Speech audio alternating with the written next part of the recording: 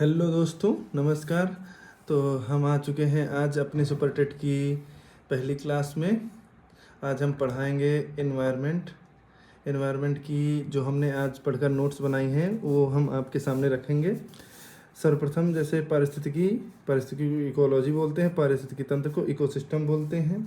इसका सर्वप्रथम शब्द का प्रयोग ये पूछा जाता है, इकोलॉजी शब्द का प्रयोग सर्वप्रथम अर्नेस्ट हेकले ने किया था और पारिस्थितिकी के जनक भी अर्नेस्ट हेकले ही हैं।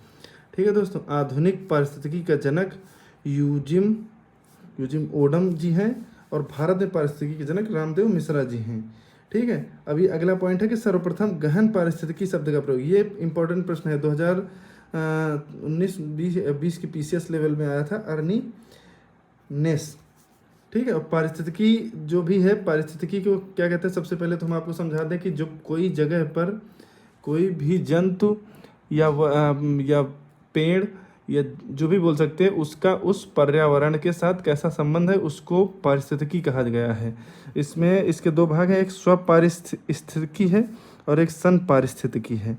स्वपारिस्थितिकी में आता है कि एक जगह पर एक ही जाति यानी कि एक पेड़ या फिर एक जंतु के बारे में उसका उस पर्यावरण के साथ कैसा संबंध है, वो स्वपारिस्थितिकी कहलाता है। और एक ही जगह पर अनेक प्रजातियों का पर्यावरण से क्या संबंध है, ये संपारिस्थितिकी कहलाता है। बेसिकली ये ज़्यादा पूछे नहीं जाते, पूछे जाने वाले चीज़ें हम आप इसमें इंक्लूड करके रखे हैं।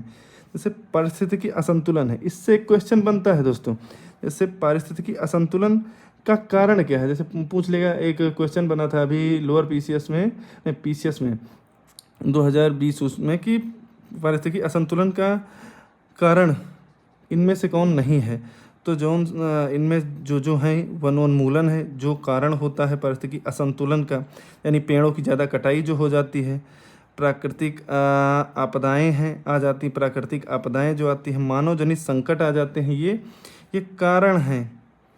ठीक है, उपाय इनके क्या हैं। उपाय है वनारोपण, वनों को लगाकर, जल प्रबंधन का, जैसे हम जल को बांध बनाकर कहीं संरक्षित करते हैं तो उससे सूखा में काम आता है। अगर हम नहीं करेंगे तो फिर सूखा पड़ने लगेगा। जागरूकता जैसे अभी कोरोना आया था, कोरोना में जागरूकता बहुत ज़रूरी हुई, जिससे कि वो ज़्यादा फैल नहीं पाया, नहीं तो ज़्यादा नुकसान होता। पदार्थों का पुनर्चक्रण, ये भी आप जानते हैं। मानव जीवन पर प्रभाव क्या पड़ता है। अब आप समझ चुके हैं कि पारिस्थितिकी के मानव जीवन पर प्रभाव पड़ता है, जैसे ग्लोबल वार्मिंग। अब जैसे ये पदार्थों का पुनर्चक्रण है, इसमें अगर पॉलीथीन को हम ज़्यादा उत्पादन करेंगे और उसका पुनर्चक्रण नहीं करेंगे तो ग्लोबल वार्मिंग और बढ़ती जाएगी। ये बढ़ेगा तो जलवायु परिवर्तन भी होता जाएगा और नवीन रोग महामारियों का उदय हो जाएगा दोस्तों।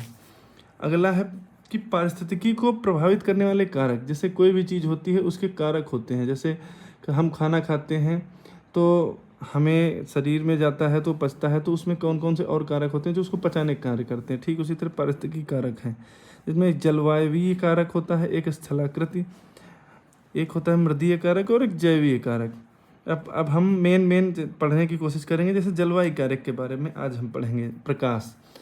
प्रकाश जलवायु में ही गिना जाने वाला एक कारक है।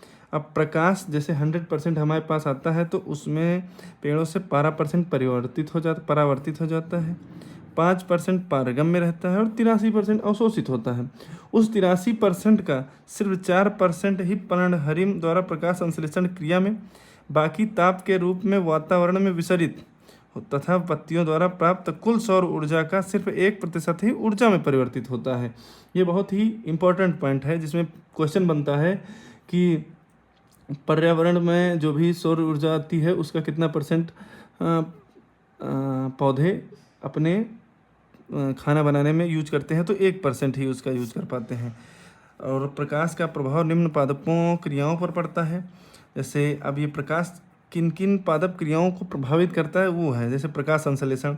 अब आपको पता है कि बिना प्रकाश के सूर्य अपना खाना नहीं बना पौधे अपना खाना नहीं बना सकते हैं। जैसे सूर्य के प्रकाश को विकिरण ऊर्जा के रूप में प्राप्त करते हैं तथा पर्णहरिम की उपस्थिति में CO2 एवं जल द्वारा भोजन कार्बोहाइड्रेट का निर्माण करते हैं। सूर्य का प्रकाश 7 रंगों में से लाल व नीला रंग प्रकाश संश्लेषण में सहायता करता है दोस्तों।